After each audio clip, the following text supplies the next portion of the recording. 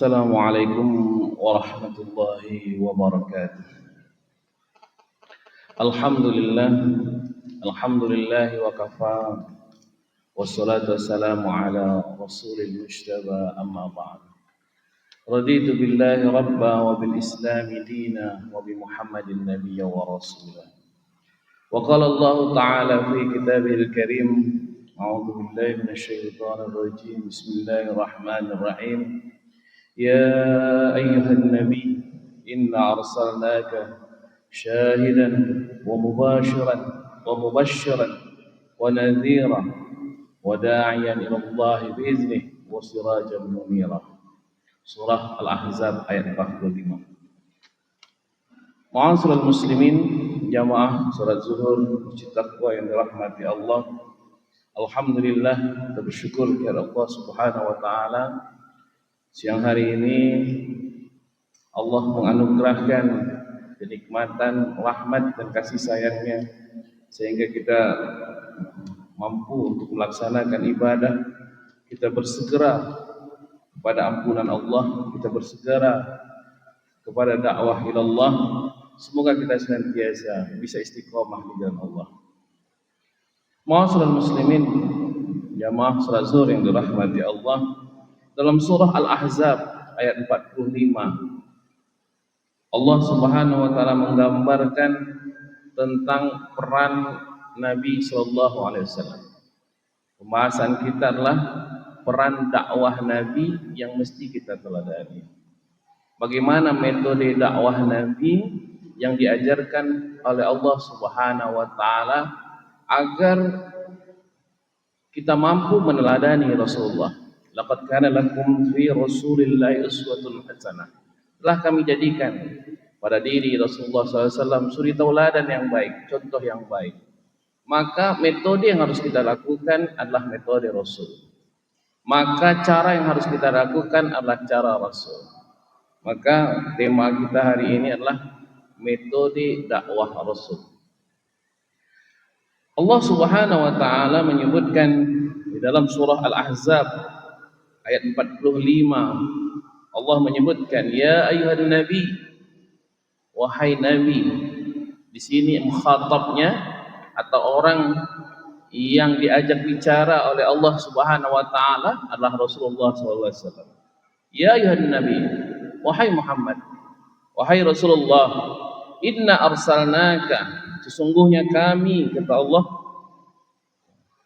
mengutusmu. Arsalnaka, kami mengutusmu, mengutus engkau, syahidan wa mubashiran wa nadhiran wa da'iyan ila Allah biiznih wa sirajan munira. Ada 5 perkara yang harus engkau pastikan, yang harus engkau dakwahi, metode yang harus engkau lakukan. Ada 5 hal. Yang pertama, syahidan, engkau menjadi saksi. Wa mubashiran, engkau memberikan kabar gembira. Wa nadhiran, engkau memberikan peringatan. Wa da'iyan ila Allah biiznih, dan untuk menjadi penyeru kepada agama Allah dengan izinnya. Wa sirajan munira, dan engkau menjadi pelita yang menerangi.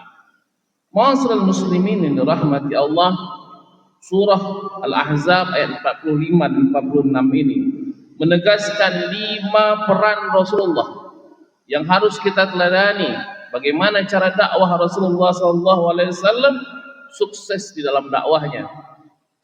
Rasulullah berdakwah lebih kurang 23 tahun. 13 tahun periodisasi Mekah, 10 tahun periodisasi Madinah. 13 tahun dakwah Rasulullah ini membawa dampak yang luar biasa.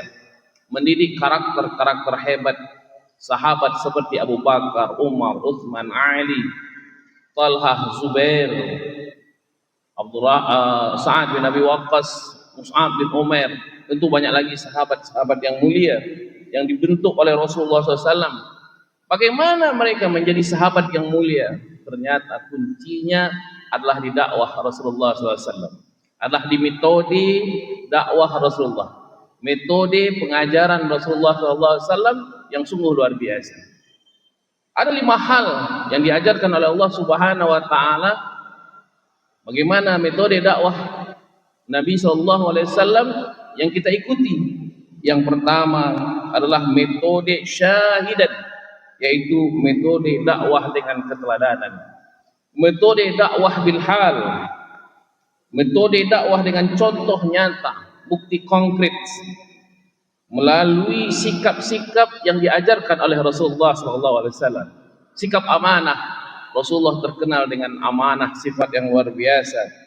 Sikap toleran, bagaimana Rasulullah SAW sangat toleran dengan kaum yang lain. Di Madinah setidaknya ada 3 suku bangsa. Walaupun Rasulullah menjadi pemimpin di Madinah, sikap toleransi kepada orang-orang Yahudi, kepada orang Nasrani dan lain sebagainya, sikap jujur dan amanah, perilaku yang baik. Maka ma'asyiral muslimin yang dirahmati Allah, kunci sukses dakwah, kunci sukses mengajak adalah sikap keteladanan yang harus dimiliki. Kita sebagai orang tua, bagaimana kita bisa mendidik anak mesti dengan keteladanan. Ketika kita mengajak anak-anak kita salat, mestinya kitalah yang pertama kali salat. Ketika kita mengajak anak-anak kita berlaku baik, maka kita pertama kalilah yang harus berlaku baik. Ketika kita mengajak anak-anak kita hidup sederhana, maka kitalah yang hidup sederhana. Maka sikap keteladanan inilah kunci sukses di dalam dakwah Rasulullah SAW. Ketika kita mendidik keluarga kita, maka sikap konsistensi kita dalam ucapan itu sangat penting sekali. Ketika kita mengatakan sesuatu, ketika kita berjanji kepada anak kita, maka harus ditepati. Kita berjanji, insya Allah kalau liburan ini kita akan jalan-jalan, maka harus kita tepati janji yang sudah kita ucapkan. Apa sebab? Itulah yang menjadi dasar bagi anak kita, bagi keluarga kita, untuk apakah dia seorang orang yang konsisten atau tidak. Maka tindakan, ucapan itu harus selaras. Ucapan harus selaras dengan tindakan. Perbuatan harus selaras dengan apa yang difikirkan. Apa yang ada di dalam ucapan, maka itulah yang harus dilakukan. Maka ma'asyiral muslimin yang dirahmati Allah, syahidan ini kita matlamatkan dan kita ucapkan sehari-hari. Syahadat, kita mengucapkan minimal 17 kali syahadat. Asyhadu an la ilaha illallah wa asyhadu anna Muhammadar Rasulullah. Apa makna syahadat ini? Makna syahadat kata Rasulullah SAW, kata para ulama, yaitu sesuatu yang diucapkan dengan lisan.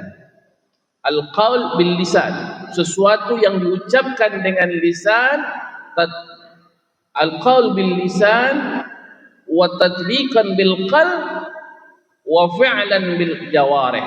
Yang dimaksud dengan syahadat itu sebenarnya, ketika kita bersyahadat itu adalah sesuatu yang diucapkan dengan lisan, ditetapkan di dalam hati, dan dilakukan dengan perbuatan. Itu makna syahadat sesungguhnya. Maka kalau seandainya saat ini kita perhatikan ada orang-orang yang mengaku muslim, tetapi dia hanya mengucapkan 2 kalimat syahadat, tapi tidak sampai ke dalam hatinya, maka dia bukan seorang muslim. Ketika seseorang muslim dia mengucapkan syahadat, kemudian dia hanya sampai ke hati, dia tidak lakukan, maka dia bukan seorang muslim.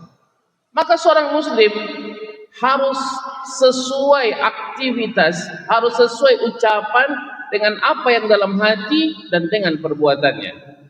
Maka konsekuensi sebagai seorang muslim, maka dia harus menegakkan dan melaksanakan setiap syariat yang kita tetapkan.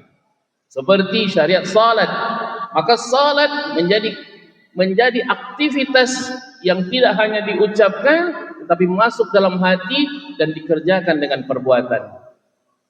Puasa 2 bulan lagi, insya Allah kita akan memasuki bulan suci Ramadan, bulan yang penuh dengan ampunan, maghfirah. Hari ini 1 Rajab kita memasuki, dan 2 bulan lagi kita akan memasuki bulan suci Ramadan, bulan yang diwajibkan kita berpuasa selama 30 hari.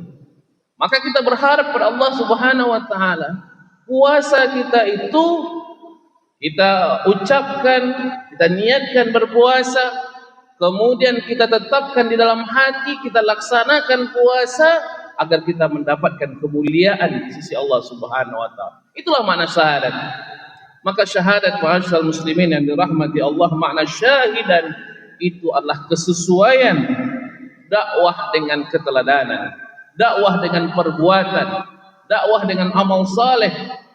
Saat ini di antara saudara-saudara kita yang berada di Aceh, berada di Sumatera Utara, berada di Sumatera Barat, mengalami musibah yang luar biasa.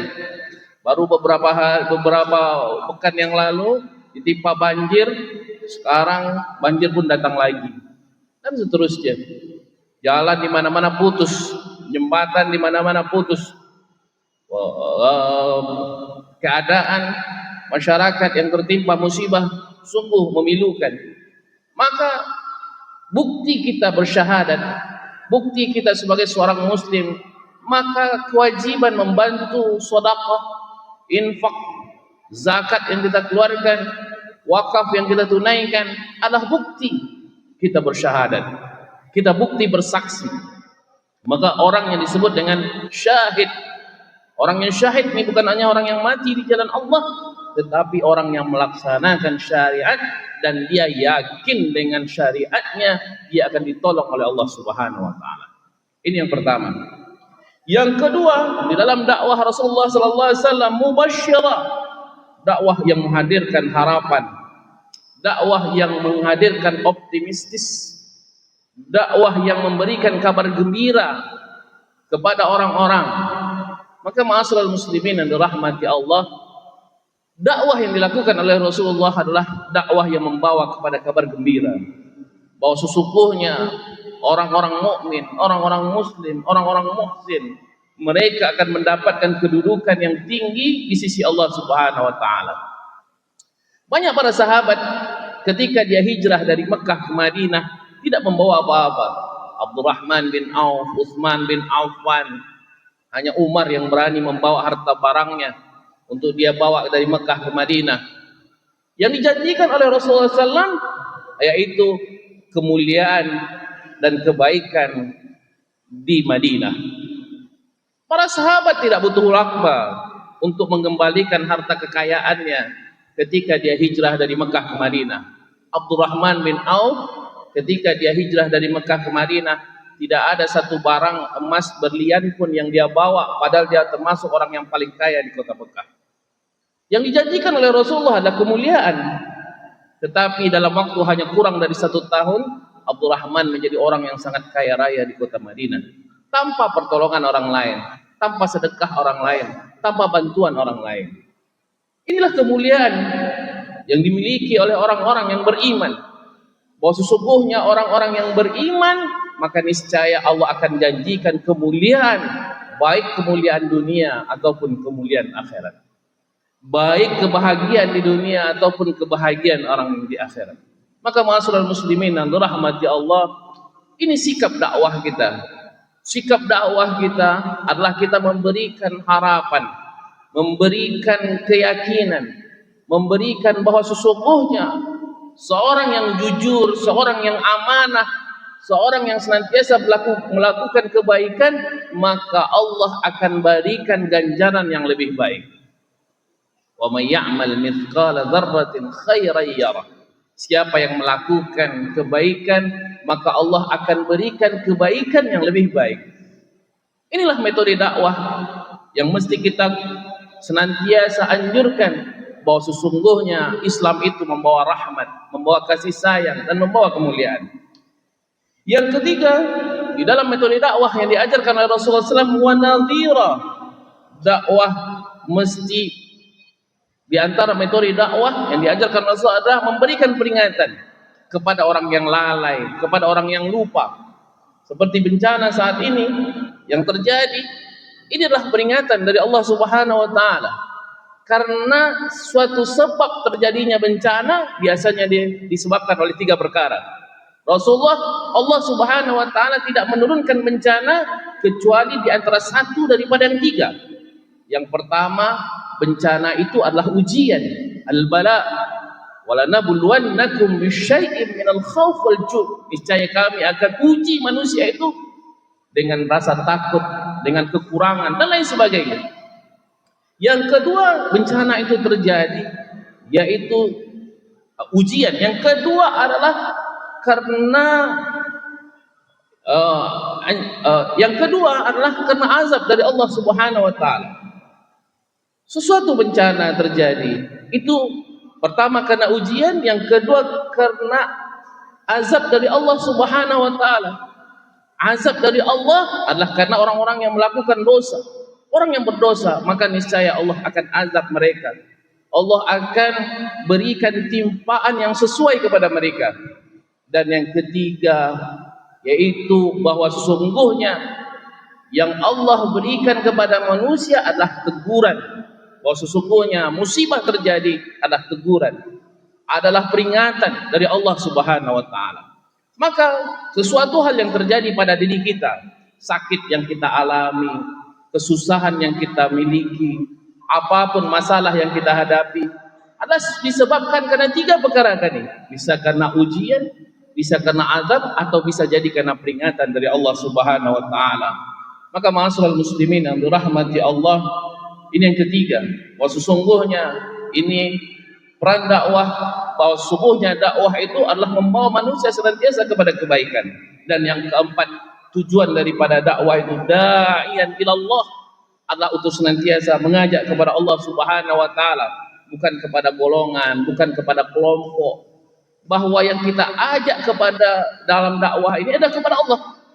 Problematika saat ini di kalangan umat Islam, banyak dakwah mengajak kepada kelompok tertentu, kepada suatu golongan tertentu. Mari masuk golongan saya, mari masuk kelompok saya, atau kepada pengkultusan tertentu. Maka kita lihat ada orang-orang yang merasa hebat, merasa soleh dan lain sebagainya.